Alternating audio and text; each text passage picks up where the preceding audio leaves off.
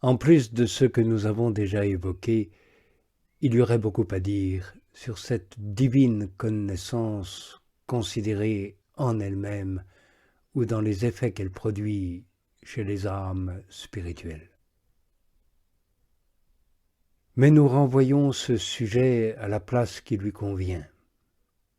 Il n'y avait même pas lieu d'en parler si longuement comme nous l'avons fait lors des évocations précédentes, mais il était à craindre que cette doctrine demeurât encore plus confuse qu'elle ne l'est maintenant, car il faut l'avouer, elle l'est encore beaucoup.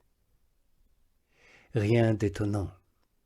C'est en effet une matière dont on traite bien rarement, d'une façon explicite, soit de vive voix, soit par écrit.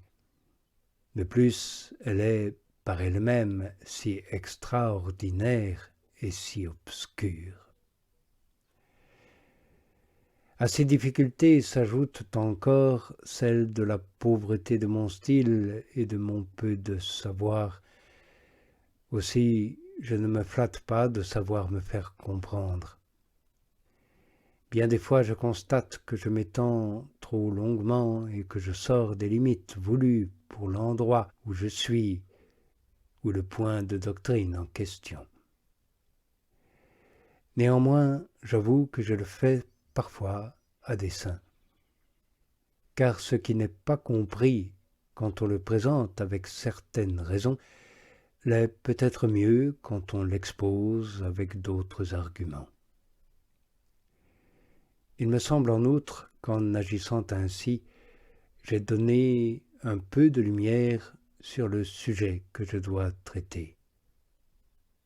Aussi, il me semble bon, pour terminer cette question, de ne pas manquer de répondre à une difficulté qui peut surgir au sujet de la durée de cette connaissance générale. C'est ce que je vais faire rapidement dans cette évocation. Il peut en effet surgir une difficulté au sujet de ce que nous avons dit, et la voici. Est-ce que ceux qui progressent, je veux dire ceux que Dieu commence à placer dans cette connaissance surnaturelle de contemplation dont nous nous sommes occupés, ne doivent plus, par le fait même qu'ils commencent à l'avoir, se servir jamais de la méditation ordinaire, des raisonnements et des représentations naturelles. À cela, je réponds comme il suit.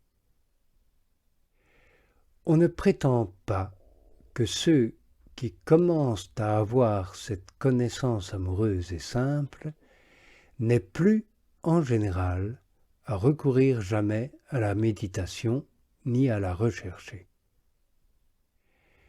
Dans les débuts, en effet, ils ne possèdent pas cette connaissance à un degré assez parfait pour pouvoir en user dès qu'ils le désirent. De même, ils ne sont pas encore si éloignés de la voie de la méditation qu'ils ne puissent pas méditer et discourir quelquefois comme auparavant en se servant des images et des représentations et ainsi y trouver quelques nouveaux profits. Au contraire, quand, dans ces débuts, ils verront, d'après les signes dont nous avons parlé, que l'âme n'est pas occupée paisiblement dans cette connaissance confuse et générale, on devra profiter de la méditation discursive, jusqu'à ce que l'on ait acquis l'habitude de contempler d'une façon quelque peu parfaite. Et ce sera quand, toutes les fois que l'on voudrait méditer, on se trouvera tout de suite favorisé de cette paisible connaissance, sans pouvoir méditer, ni en avoir le moindre désir, ainsi que nous l'avons dit. Car tant que l'on ne sera pas arrivé à cet état, qui est celui des âmes déjà avancées, il y a un mélange de l'une et de l'autre voie qu'il faut respecter.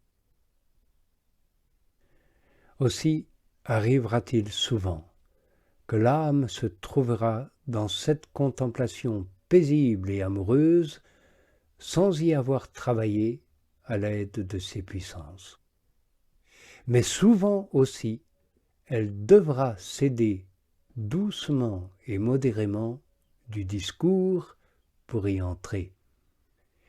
Et une fois qu'elle y est parvenue, comme nous l'avons dit, elle ne doit plus se servir de ses puissances.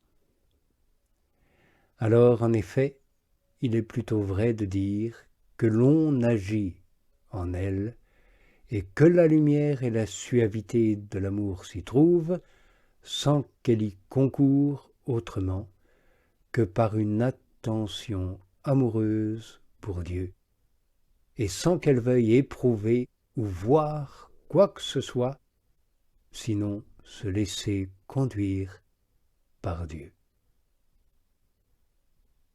Ainsi donc, c'est passivement que Dieu se communique alors, comme celui qui a les yeux ouverts reçoit passivement la lumière. Il est seulement nécessaire pour recevoir plus simplement et plus abondamment cette divine lumière que l'âme ne se mêle pas d'interposer d'autres lumières plus palpables à son sens, provenant d'autres connaissances, formes ou images, d'un raisonnement quelconque, car rien de cela ne ressemble à cette lumière délicate et subtile de Dieu en personne. Voilà pourquoi si l'âme voulait alors se livrer à l'intelligence et à la méditation d'objets particuliers, quelque spirituels qu'ils fussent d'ailleurs, elle serait un obstacle à son progrès. Un obstacle à cette lumière générale de l'Esprit divin qui est si délicate et si subtile. Ce serait comme des nuages qu'elle lui opposerait.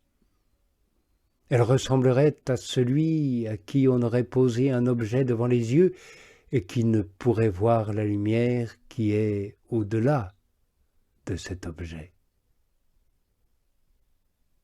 Il est donc clair que si l'âme se laisse purifier entièrement et dégager de toutes les représentations ou images, elle sera établie dans cette lumière pure et simple et y sera transformée en étant élevée à l'état de perfection. En effet, cette lumière ne manque jamais à l'âme. Et si elle ne l'investit pas, c'est que l'âme est couverte et enveloppée par les images et le voile des créatures. Qu'elle ôte ces obstacles complètement, comme nous le dirons plus tard, et elle se trouvera dans le dénuement complet et la pauvreté d'esprit. Devenue simple et pure, elle se transformera aussitôt dans la simple et pure sagesse divine, qui n'est autre que le Fils de Dieu, Jésus en personne.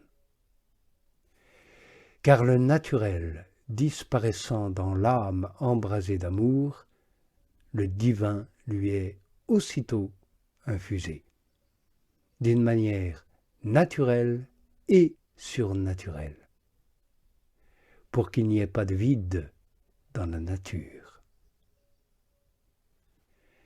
La personne adonnée à la vie spirituelle doit donc se tenir dans une attention amoureuse pour Dieu et conserver dans la paix son entendement lorsqu'elle ne peut méditer, alors même qu'il lui semblerait ne rien faire.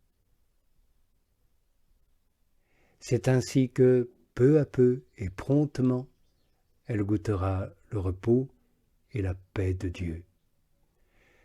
C'est ainsi qu'elle recevra des connaissances de Dieu admirables et élevées, qui seront accompagnées d'amour.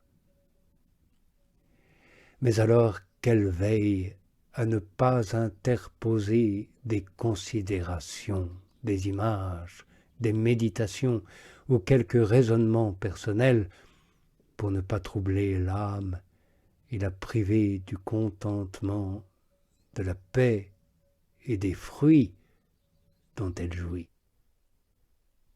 Ce serait la jeter dans l'agitation et la gêne. Et si, comme nous l'avons dit, cette personne a du scrupule à la pensée qu'elle ne fait rien, elle doit savoir que ce n'est pas peu de choses que de laisser pacifier son âme, que de la laisser être établie dans son repos et dans une paix exempte de tout travail et de toute préoccupation.